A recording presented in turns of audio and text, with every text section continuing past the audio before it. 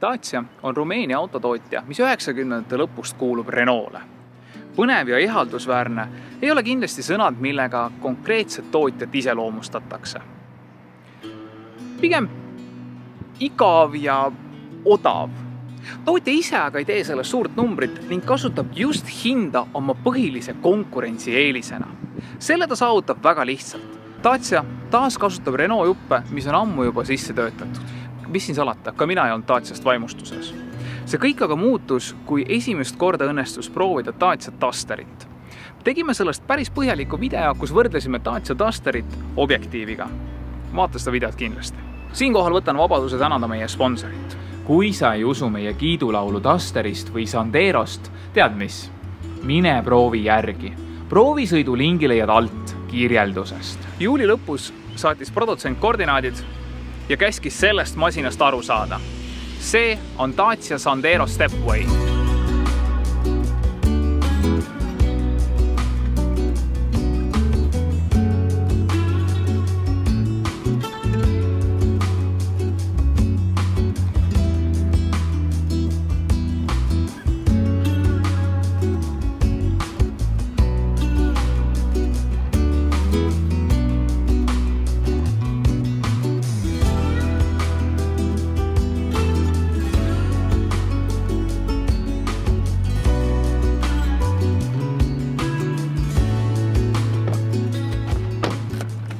Sõitsin sellega nii maanteel, maastikul kui linnas ning selle põhjal võin öelda, et just linn on selle aparaadi mängumaa.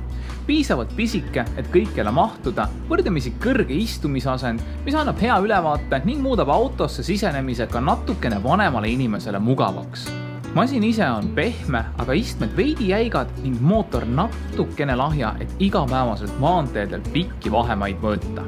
Trassil olles muidugi panin tähele, et salongi müratase on üllatavalt madal.